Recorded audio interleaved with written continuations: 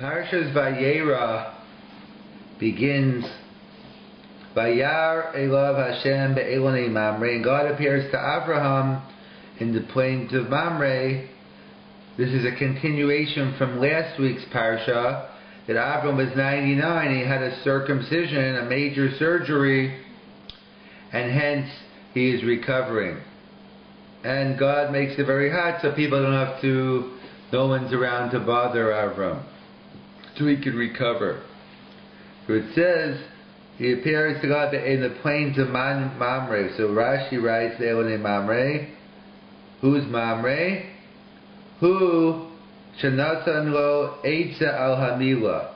He's the one who gave advice to Abraham regarding the mitzvah of Mila, circumcision. Lefichach nigla ela bechelko. Because of he gave advice to Abraham about the circumcision, therefore it's called Elonei Mamre. So that's a famous Rashi in this week's parsha.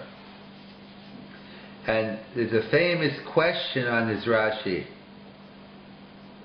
And that is an obvious question, is, what do you mean? God told Abraham to do a circumcision, and he said, well, wait a second, let me discuss it with Mamre. Let's see what Mamre has to say. Why was Abraham asking Mamre about a Milah if God already told him to do a Milah? So what is going on here? So on this, there are a lot of different explanations. We'll go through a couple. What exactly was Abraham asking here? Was he really asking, you know what, should I listen to God? Like, was that in doubt? What exactly is he asking? In fact, there's the Medrash says that he actually asked three people. Aner, Eshkol, and Mamre. So he went to Aner and he said, should I do the bris milah? He says, are you kidding me? You become a Baal Mum. You become a blemish. Everyone's going to know. And you know, right after the war with the 4 and 5 kings, they're going to come after you. You're going to be blemished. Or a Baal Mum. Don't do it. So that's one no. Then Eshkol said, no, you are a Zakein. You're 99, 100. So so it's a danger. You might stop bleeding, and we won't be able to stop it, and you're going to die from it. So therefore, don't do it. So you have two no's. And Mamre gives a yes. He says, are you kidding me? Of course. You jumped into the Kivshon Aish, the story in Or Kasdim with Avram. He was willing, you jumped into a fiery furnace, and God saved you. That was the whole body. And now you're going to worry about Aver Echad, you're going to worry about one part of the body? Of course you listen to God. So that's the Medrash. So in the Medrash it appears it's clear they were asking, should I do Milah or not? So he had two no's, Anir and Eshkol, and Mamre said yes. So therefore, Vayera Elav Hashem be'elonei Mamre. Since he gave him an Eitza al Hamila, therefore it was named after him. However, many of the Mefarshim, especially among the Achronim, give different answers in terms of what exactly was the Eitza that he was looking for from Avraham Avinu. So some point out, let's say the Maharal, that really Avram's friends were the Baalei Bris, his friends, his three buddies, Anir, Eshkol, and Mamre. So the Maharal explains this sometimes homiletically, like, of course Avram was going to do the bris anyway, but he asks is, sometimes you're among friends and they get insulted if you don't ask them.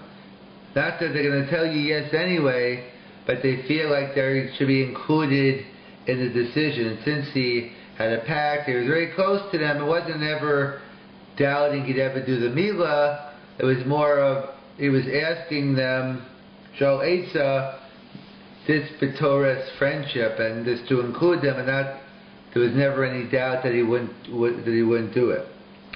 The Maharal has another answer. He says the reason why Avram asked them is he didn't want to do it miyad, immediately, because people would say, you know what, he wasn't thinking, it was instinctive.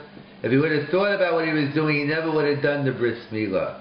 So it was more in terms of to show the whole world, no, it was thought out, it was he acted out of logic, he spoke it out, pilpul chaverim, and then he came to his conclusion. That's what the Maharal says. Others point out the Bir Yosef, Rav Yosef Salant, and the Seder Laderech seem to say something similar, something we discussed last week, is the issue of Avram Avinu kept the whole Torah even before it was given. Afilu Eruvei Tavshil, and even the mitzvah of Erev Tavshil, preparing the food on Yantav, you have to eat on Shabbos, and Avram represents Achnas Zorachim. That's the Gemara in Yuma Daf Chavches. So, the Avram kept the whole Torah. So we know Avram's mitzvah Milah is different than our mitzvah, and that's a general rule we went into last week, is we do mitzvahs because of Moshe Rabbeinu, not because of Avraham. And therefore, it's binding on us because of Moshe Rabbeinu. Avraham Avinu himself was only obligated in Milah and not in the Priya.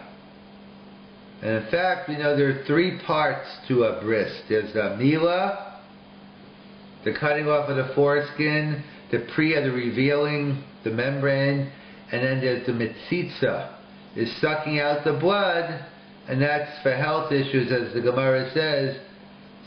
A Moel who doesn't do Mitzitza, you get rid of him, he's putting the child in danger.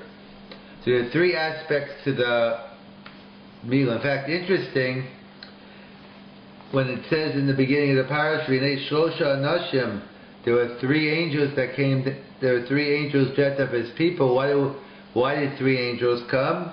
So Rashi writes, Echad Lovatzir at Sarah, one came to tell Sarah the good news. The Echad Lahafoch at Sodom, and one was coming to tell Avram he was destroying Sodom and Amorah.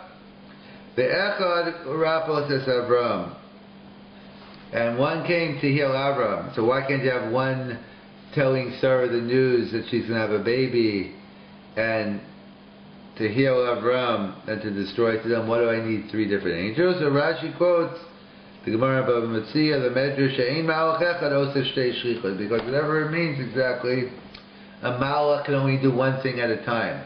And therefore, so it's interesting, there are three parts of the mitzvah of Milah, and three angels came. So they bring down in the Hasidic Svarim the concept that when a person does a mitzvah, so it has everlasting impact.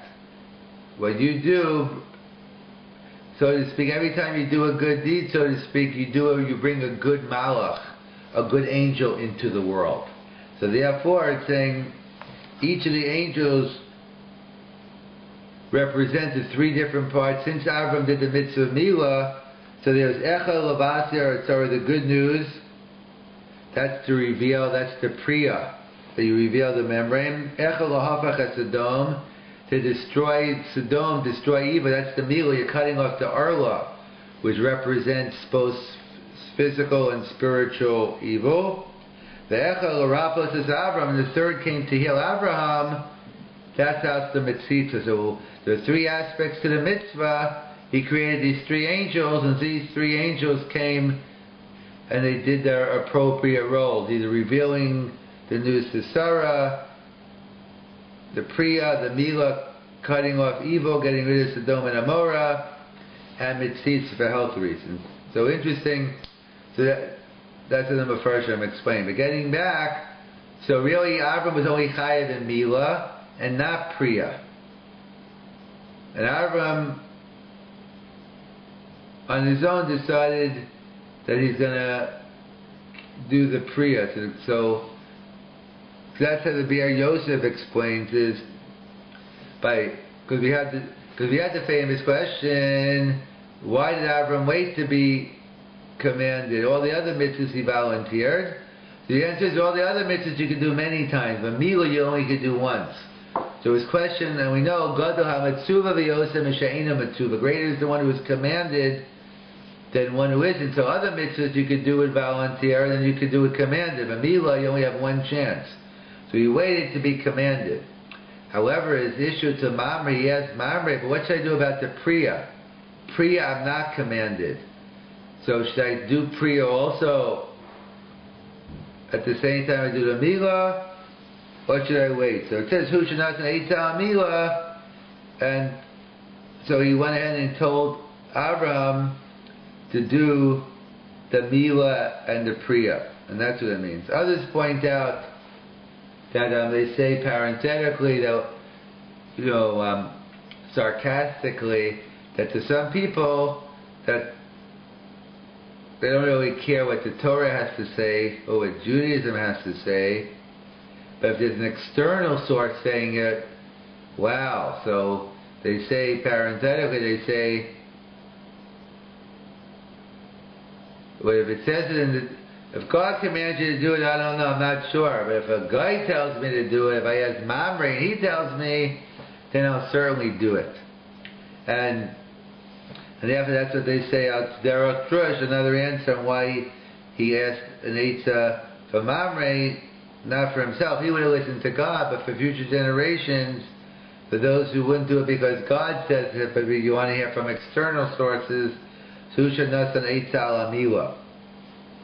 Others point out that Avram was the king of Kiruv Rechokim. He used to stand at the tent bringing people in, and he was concerned that if word gets out that he does a milah, everyone's going to look at him differently, not only physically, but spiritually and as a friend, and therefore he might not be as effective anyway. He was concerned about that, and Mommy said, don't worry about it, go ahead and do the bris milah.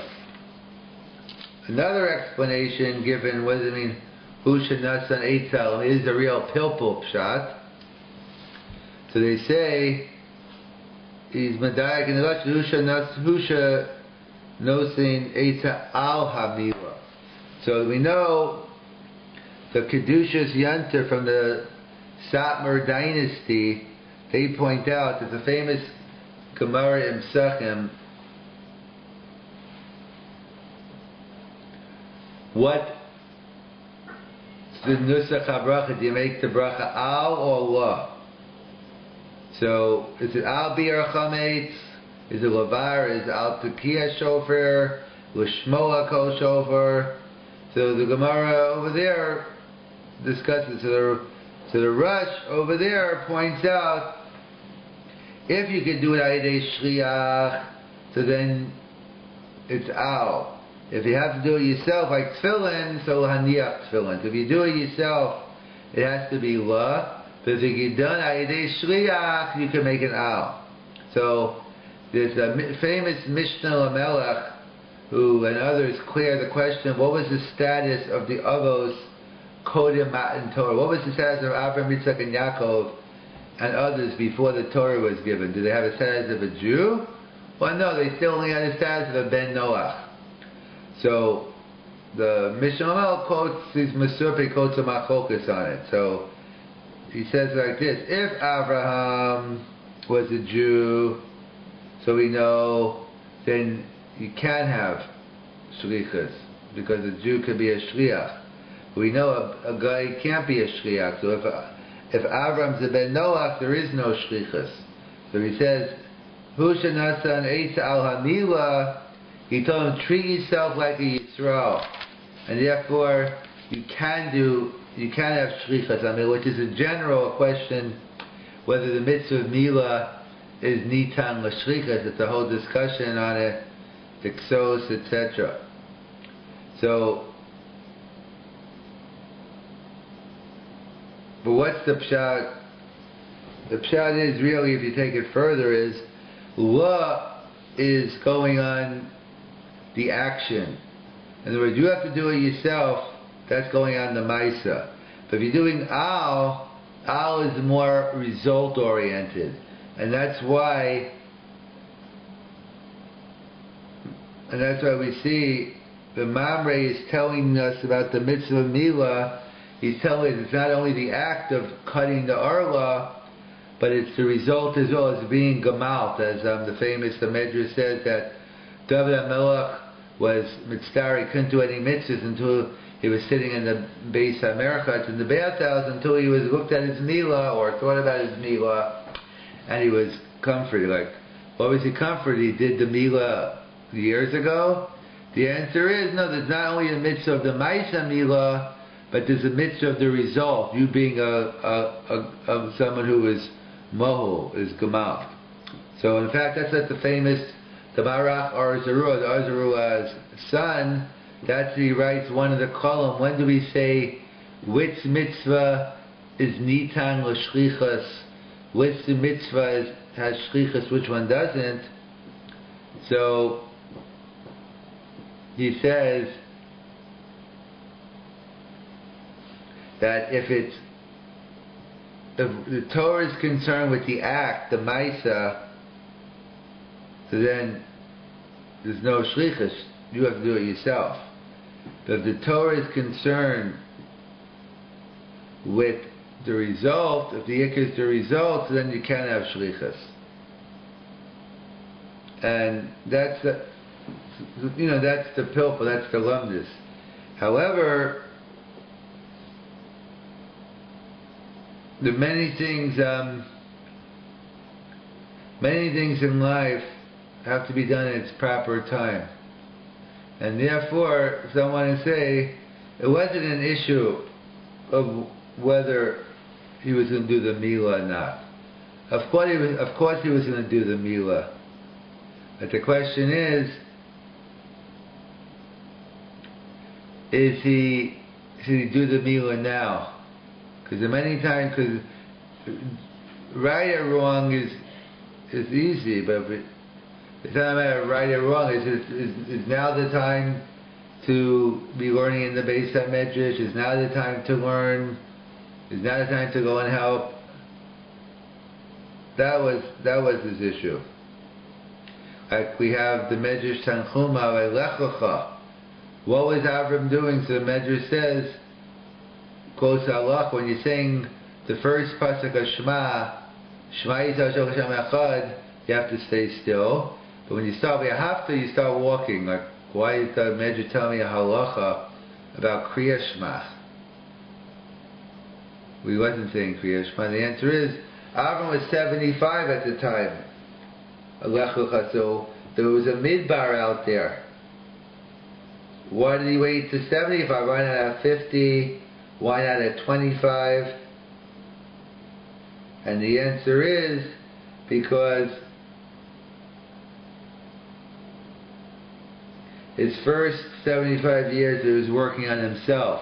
His Kabbalah so Malchus Shamayim. He had to focus inward. It wasn't until at 75 when God saw he was ready, he sent him out. If he sent him out at 25, it could have been a disaster at 50.